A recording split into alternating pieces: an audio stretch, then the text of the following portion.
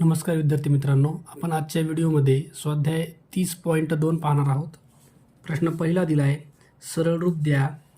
ए minus ब्रॅकेटमध्ये दिले बी minus पुन्हा हे कर्ली ब्रॅकेट सी मायनस पुन्हा A minus B minus C bracket close minus C प्लसमध्ये ए. ओके, आता ह्या ब्रॅकेटमध्ये ब्रॅकेट दिलेत तर एकदम मधला जो ब्रॅकेट आहे तो पहिले आपण काढूया. बघा, हा जो ब्रॅकेट आहे ह्या ब्रॅकेटच्या बाहेर हे मायनसचं चिन्ह आहे, मायनसचं.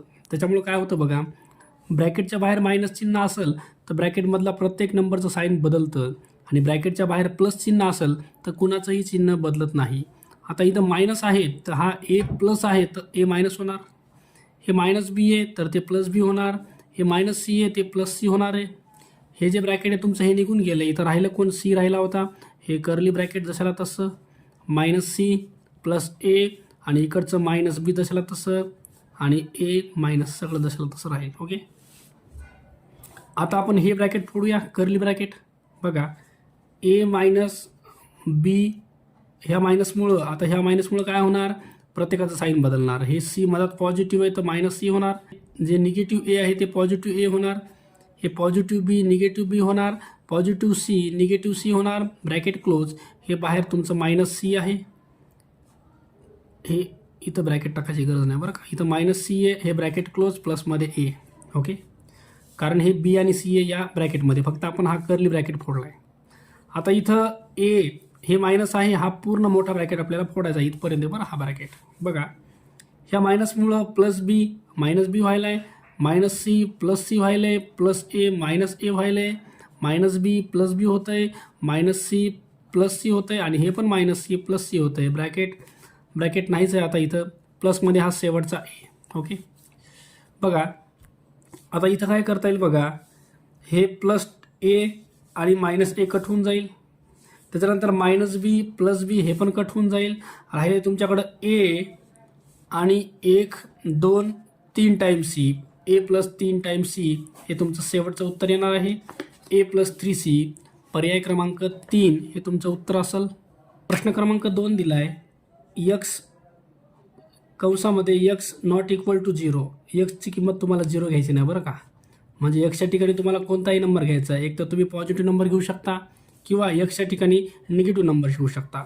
आणि या संख्येचा विरुद्ध नंबर बघा, या संख्येच्या विरुद्ध संख्या पुढीलपैकी कशी असते बघा. ह्याचा जर विरुद्ध घेतला तर -1 येतो आणि याचा विरुद्ध घेतला तर +1 येतो. ओके, तर विरुद्ध संख्या जी आहे तुमची धन किंवा ऋण असू शकते. पर्याय 3 हे उत्तर असेल.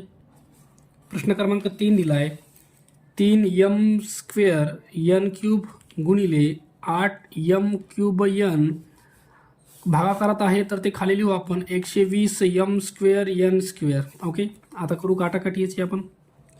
बघा, 8 भाग द्या. 8 1 8, 8 1 8, 4 उरले, 8 पंचे 40. ओके, त्याच्यानंतर m² आणि हे m² कटून जाईल. n² आणि n² कटलं, 1 n बाकी बरं. इथं बघा उरलेला भाग खाली घेऊ आपण. इथं 3 उरले, n 1 बाकी बरं. इथं उरले तुमच्याकडे m³ आणि इथं हे n जशाला तसं राहणार आहे. आपणमध्ये खाली उरले 15 तुमच्याकडं. ओके, बघा ह्याच्यामध्ये डबल काटाकाटी करायची. 3 1 3, 3 5 15. आता वर तुमच्याकडे n² n दोनदा आहे, n² m³ आणि खाली उरले 5. ओके, n² m³ वर घेतलं त्याचा पॉवर निगेटिव्ह करता येतं. पर्याय 1 आपल्याला लिहिता येतं बरं का. पर्याय 2 बघू, हे तर लिहिता येणार नाही. पर्याय 3 हे पण लिहिता येणार नाही. 5 वर डायरेक्ट घेता येत नाही. पर्याय 4 बघा, पर्याय 4 पण लिहिता येत नाही बरं का, कारण m² n³ इथं वर पाहिजे तर त्यांनी खाली दिलेत. ओके, तर ह्याच्यामध्ये पर्याय जर बघितला तर पर्याय पहिला ह्याला आपल्याला असं लिहिता येतं बघा. हे 5 जर वर घेतला तर याला असं लिहिता येईल, nचा आपलं 5चा पॉवर -1 इंटू मध्ये m³ n². हे असं तुम्हाला लिहिता येईल बरं ह्या नंबरला. ओके, तर पर्याय 1 हे उत्तर असेल. प्रश्न क्रमांक 4 दिला आहे. 21ab² अपॉनमध्ये 5a⁴ b² divided by 7a² b³ अपॉनमध्ये 15a⁴. Okay, बघा सॉल्व कसं करायचं याला. इथं 21ab² असंच ठेवून द्या. इथं 5a⁴ इंटू b² इंटू करा हे तुमचं वर जाईल 15a⁻³ आणि हे वरचा जो भाग आहे तो खाली येईल 7a²b³. ओके, आता करा काटाकाटी. जर इथं मधामध्ये इंटू असेल तरच तुम्हाला अशी क्रॉसमध्ये कट करता येतं बरं का. असं वर खाली तर कधी पण कट करता येतं. 7×3=21, 5×3=15. ओके, बघा a⁻³ आणि a हे झाले तुमचे a⁻4 आणि a⁻4 cancel. Okay, b² cancel. Okay, आता वर काय उरलं इथं 3 आणि 3 यांचा गुणाकार केला तर 9 येतो. अजून दुसरं काहीच उरलं नाही. वर खालच्या साईडला बघितलं तर a² आणि b³ तुमचा इथं राहिला आहे. ओके, बघा 9 वर राहिला आहे आणि a² b³ ह्या दोघांना तुम्हाला वर घेऊन जाता येईल. म्हणजे ह्याला 9 × a⁻2 होतो आणि b चा पॉवर पण -3 होतो. ओके, तर पर्याय 3 तुम्हाला लिहिता येईल. हे तुमचं उत्तर असेल. प्रश्न क्रमांक 5 दिला आहे 3x³ y² खाली दिलं आहे 5x × 75x² खाली आहे 15xy³. ओके, बघा ह्याच्यामध्ये पण आपल्याला कट करता येईल. 5ने याला भाग द्या. 5×1=5, 2 उरले, 5×5=25, इथं 15 राहिले. त्याच्यानंतर हे 15 आणि हे 15 तुम्हाला कट करता येतील. ओके, चला आता राहिलेला भाग आपण आता खाली घेऊया. इथं उरले 3x⁻³ y² गुणिले इथं उरले x² खाली उरले तुमच्याकडं. इथं x उरले x गुणिले y⁻3. ओके, बघा x आणि x वर्ग आणि x वर्ग कटला तुमचा. y⁻2 आणि y⁻2 कटला. इथं एक y बाकी आहे बरं का. वर जर बघितलं तर 3x⁻3 आणि खाली एक y बाकी आहे. ओके, बघा 3x³ आणि y पर्याय 2 हे तुमचं उत्तर असेल. प्रश्न क्रमांक 6 दिला आहे 6 वर्षापूर्वी हरी व सदू यांच्या वयात y वर्षाचा फरक होता. बघा समजा 2 विद्यार्थी आहेत, त्यांच्या वयामध्ये 5 वर्षाचा फरक होता काही वर्षापूर्वी. ओके, 5 वर्षाचा फरक. समजा 4 वर्षापूर्वी 5 वर्षाचा फरक होता आणि आज बघितलं, समजा आज बघितलं बघा आजचे वय जर बघितले तर आजच्या वयामध्ये सुद्धा तो फरक तेवढाच राहणार आहे 5 वर्षाचाच. कळलं का.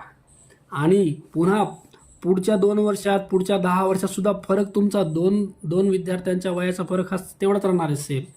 इथं तेच विचारले आपल्याला x वर्षापूर्वी वयाचा फरक किती होता, y वर्ष होता. z वर्षांनी तो फरक काय होणार आहे, y वर्षच राहणार आहे. फरक वयामधील फरक हा बदलणार नाही आहे. ओके, तर पर्याय 2 हे तुमचं उत्तर असेल. चला प्रश्न क्रमांक 7 दिला आहे x वर्षानंतर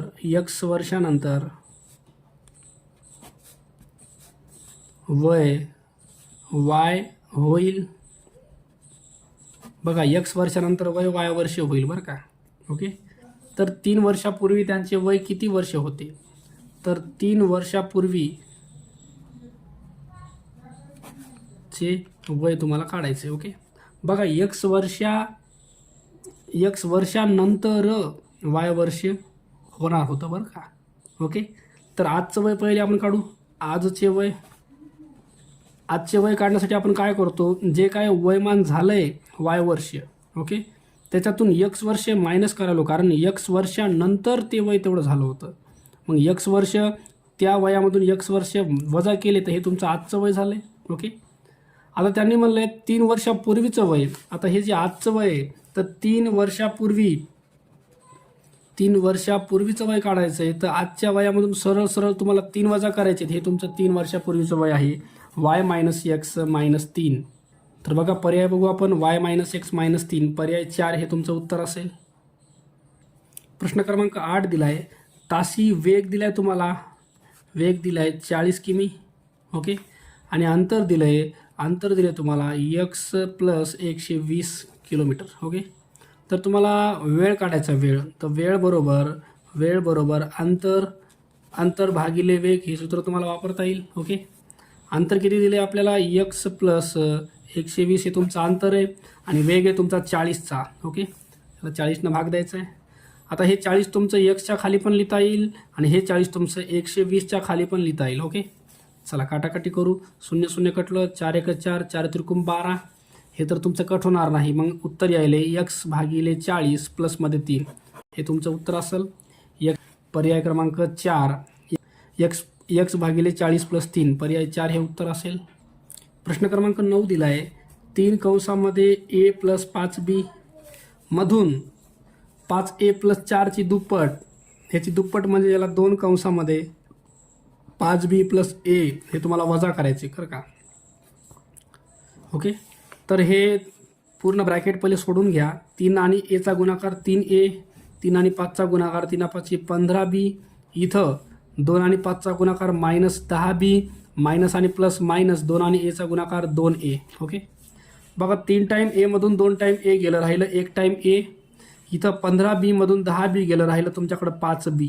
तर a प्लस 5b हे तुमचं उत्तर येईल बघा, a प्लस 5b. पर्याय क्रमांक 3 दिले तुम्हाला. प्रश्न क्रमांक 10 दिला आहे जर x बरोबर दिले 15, y बरोबर 20, तर वर्गमुळात x वर्ग प्लस y वर्गची किंमत काढायची. ओके, चला किमती टाकून देऊ आपण याच्यामध्ये. x चा वर्ग करायचा बरं का, x चा वर्ग म्हणजे 15चा वर्ग प्लस y चा वर्ग म्हणजे 20चा वर्ग करायचा आहे. ओके, चला वर्ग करू. हे तो 225, 20चा वर्ग येतो 400, दोघांची बेरीज केली तर तुमचं हे आले वर्गमुळामध्ये 625, आणि 625चं जर वर्गमूळ घेतलं तर हे तुमचं येईल 25. ओके, उत्तर 25 आले तुमचं. पर्याय क्रमांक 4 हे तुमचं उत्तर असेल. प्रश्न क्रमांक 11 दिला आहे मायनस कंसामध्ये x प्लस y सी बरोबर असलेली पुढीलपैकी राशी कोणती. बघा ह्या मायनसनं जर गुणलं तर हा जो x आहे का तो मायनस होतो, ह्या मायनसनं इथं गुणलं तर हा जो y आहे का तो पण मायनस होतो. ओके, तर आता हे कुठे बघा ह्याच्यामध्ये हा जो पर्याय आहे का बघा, x निगेटिव्ह आहे, y निगेटिव्ह आहे. बघा पर्याय 2 मध्ये x आणि y दोघं निगेटिव्ह बरं का. इथं x पॉझिटिव्ह आहे, इथं y पॉझिटिव्ह आहे, इथं दोघं पॉझिटिव्ह आहेत. तर हे जे आहे का पर्याय 2 तुम्हाला लिहिता येईल, कारण हे प्लस आणि मायनस जर केलं सॉल्व तर हे मायनस वायच होणार आहे. ओके, तर पर्याय 2 ह्याचं उत्तर येईल. प्रश्न क्रमांक 12 दिला आहे एक मशीन, बघा एक मशीन ची किंमत त्याने दिली आपल्याला 5y प्लस x/6, ही तुमची एका मशीनची किंमत आहे. तर अशा एकूण मशीन घेतल्या बघा, एकूण मशीन घेतल्यात त्यांनी x/6 मायनस 5/y एवढ्या मशीन घेतल्यात. ओके, तर एकूण किंमत किती व्हायली आहे, एक मशीनची किंमत एवढी आहे तर एवढ्या मशीन घेतल्या तर एकूण किंमत काढायची. ओके, बघा एकूण सर्व मशीनची किंमत तुम्हाला विचारली आहे. ओके, तर एक मशीन जी आहे, एक मशीनची किंमत आहे 5/y प्लस x/6. एका मशीनची किंमत एवढी आहे तर एवढ्या मशीन घेतल्या त्यांचा गुणाकार करायचा आहे x/6 मायनस 5/y. ओके, बघा 2 ब्रॅकेट आहेत, 2 कंसांचा गुणाकार कसा करायचा, त्याच्यातला एक नंबर घ्या 5/y आणि हा पूर्ण दुसरा ब्रॅकेट घ्या. दुसरा ब्रॅकेट आहे x/6 मायनस 5/y. पुन्हा राहिलेला नंबर आहे प्लसमध्ये x/6, पुन्हा दुसरा ब्रॅकेट घ्या x/6 मायनस 5/y. ओके, चला आता करू यांचा गुणाकार. 5 आणि x चा गुणाकार हा येतो 5x. ओके, त्याच्यानंतर 5 आणि y आणि 6चा गुणाकार हा येतो 6y. तसं इथं 5 आणि 5चा गुणाकार -25, y आणि y चा गुणाकार y² येतो. ओके, ह्याच्यामध्ये आपल्याला सूत्रसुद्धा वापरता येतं बरं का. बघा a² b²चं सूत्र आपल्याला याच्यात वापरता येते. बघा ही जी संख्या आहे हे x/6 जी आहे का ते पहिले घेता येतं आपल्याला. x/6 मी पहिले घ्यायलो बरं का, प्लसमध्ये हे 5/y मी नंतर टाकायलो आहे. ओके, पहिला ब्रॅकेट कंप्लीट केला. दुसऱ्या ब्रॅकेटमध्ये हा जसाला तसा लिहा x/6 मायनस 5/y. बघा a प्लस b आणि दुसऱ्या याच्यामध्ये a मायनस b बरोबर a² मायनस b², हे सूत्र तुम्हाला वापरता येतं याच्यामध्ये. ओके, डायरेक्ट तुम्हाला स्क्वेअर करायचं. बघा a ची किंमत इथली आणि इथली a ची किंमत सारखी आहे x/6, y ची किंमत 5/y सेम आहे. ओके, a चा स्क्वेअर, a ची किंमत किती आहे x ह्याचा स्क्वेअर प्लस b ची किंमत आहे 5/y ह्याचा स्क्वेअर, इथं मायनस येतं बरं का, a² मायनस b². स्क्वेअरिंग करा. ह्याचा जर स्क्वेअर केला तर x²/36 मायनस हे 25/y², हे तुमचं उत्तर असेल. Okay, x²/36 minus 25/y². Okay, पर्याय बघू आपण. x² 36 मायनस 25/y², तर पर्याय क्रमांक 1च हे तुमचं उत्तर आहे.